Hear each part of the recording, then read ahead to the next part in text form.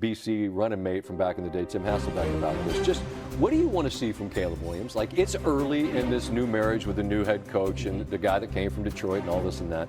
What are you hoping to see that says, whether they win or lose, we're growing here as a professional quarterback? I think there's been a lot of noise out of Chicago early, and I've always said, like, with Caleb Williams, like, Ben Johnson had to deconstruct him to build him back up. We saw all the spectacular plays that made him the number one overall pick out of USC.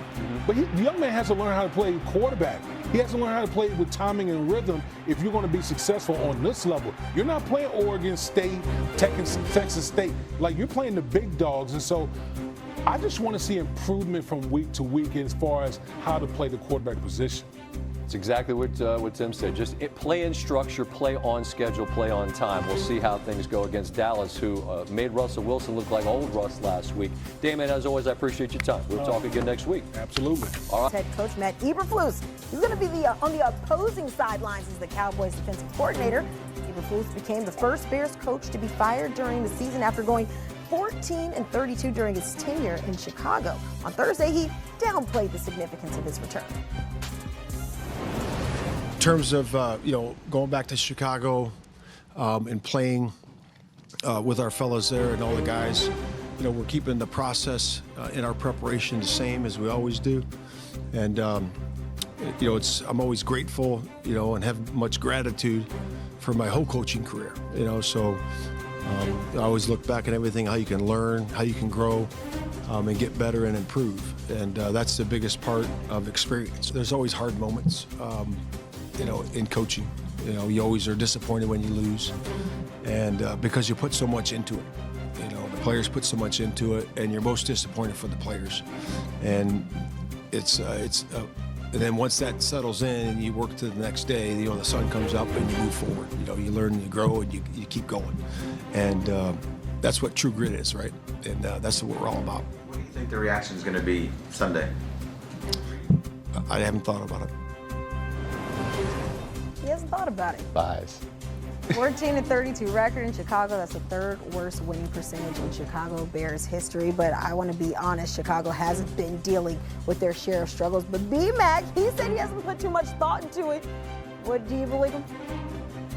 Yeah, I honestly believe him because, unfortunately, it didn't work out for either side when Matt Eberflus was the head coach there in terms of wins and reaching the level of expectations that many had for him throughout his time there in Chicago. But one thing we can say, it wasn't like he left on bad terms.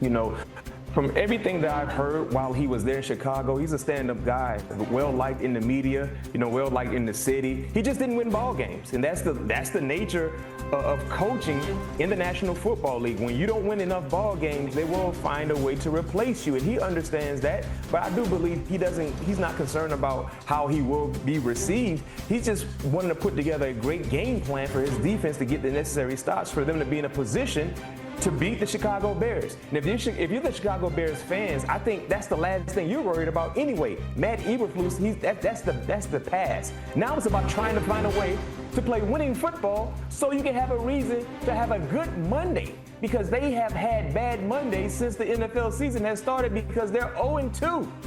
0-2. So I think that's more of a concern than anything. If you're cheering for the Chicago Bears, you're not worried about Matt Eberflus. You're worried about what type of product will be on the football field, because those fans are tired of having drunken Mondays since the season has started.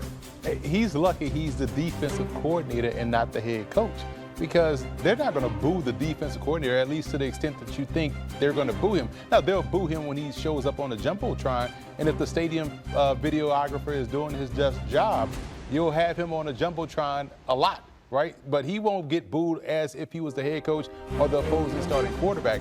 His focus is to make sure his defense doesn't put on another performance like we saw last week against the New York Giants, because if we're being completely honest and looking at this personnel that the Bears have, they have better personnel at the receiver position, at tight end, and in the backfield than the New York Giants. So the potential is there for them to put up 60 points. So it's up to Eberflus to make sure it's about a good. 49ers quarterback Brock Purdy was back in practice. Purdy recovering from both toe and shoulder injuries suffered during San Francisco's season-opening win over the Seahawks.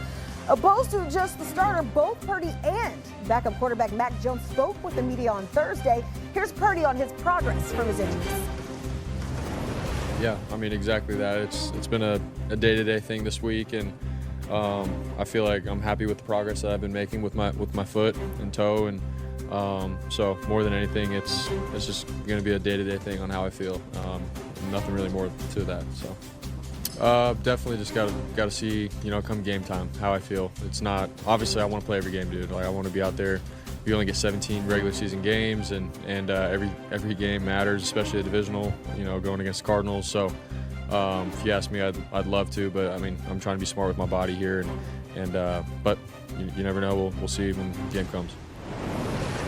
We're back joined by Emory Hunt, the two-time champ Brian McFadden, and Kyle Shanahan did say this week there is a chance Brock Purdy could be back under center after originally being expected to miss multiple weeks. He was a limited participant the last 2 days, but just BMAC, when you look at these recent string of events, Brock Purdy saying he wants to be smart, he's taking this day to day. How do you see this playing out on Sunday? I think they need to be overly cautious with their star quarterback in Brock Purdy, and here's why. You're 2-0, right? And one of your victories came against a divisional foe. So I don't necessarily want to say you're playing with house money, but you kind of are playing with house money, seeing where you're currently sitting with your overall win-loss record. And then when you just look around throughout the entire National Football League, we just saw what happened to Joe Burrow, right? Seeing that he is potentially out until late December. If you're the San Francisco 49ers, you want to make sure your quarterback is ready to go, right? Not just mentally, but physically as well. So just hearing that he was a limited participant in practice so far this week, I don't think he's quite ready to go. And if you force him into action, he might have a setback that could linger for a longer period of a time compared to where he currently sits. So me personally, Emory, if he's not ready to go, if he can't give you a full good work day, getting ready for this game against the Arizona Cardinals, sit him out one more week and get ready for the next week. I totally agree, because at the end of the day, we watched the Arizona Cardinals front seven do a great job in bringing down Bryce Young last week with the Carolina Panthers. And if you can't get out there and play your game, just predicated on mobility, then it'll be tough for him to get out there and be Brock Purdy in a situation where he's not 100%. Mac Jones did well enough against New Orleans.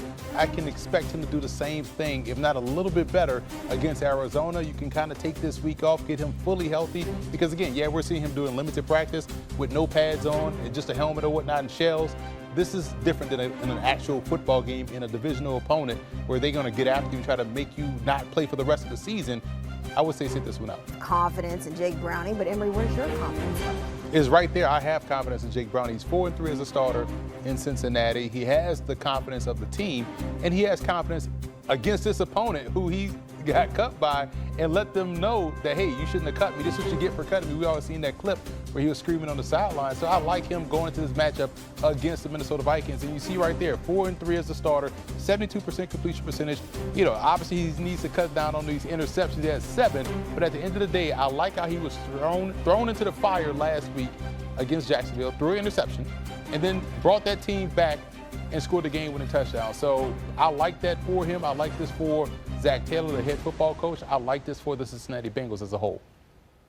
Yeah, I'm right there with you, Emory. I have confidence in Jake Browning being able to jump in and weather the storm and make the necessary plays, because to Keanu's point, he started a handful of ball games in 2023 and played fairly well. Now, when you look at what we saw last week, he kind of was forced into action, not getting a full week of prep as the #1 guy at the quarterback position. So I look to see him be more comfortable this week, knowing that he is the starting quarterback. He's received all the reps that he needs to receive for him to be at his best. And then also, too, when you look at the luxury that he has at the pass-catching position and who he's throwing the football to, that should help him as well make plays, even though he's playing against a very, very feisty, aggressive defense in the Minnesota Vikings. But like I said, we've seen him play good football in these situations before. I wouldn't be surprised to see the same thing. A backup walking into a luxury of riches, maybe not the same situation on the opposite side of the field for the Vikings, but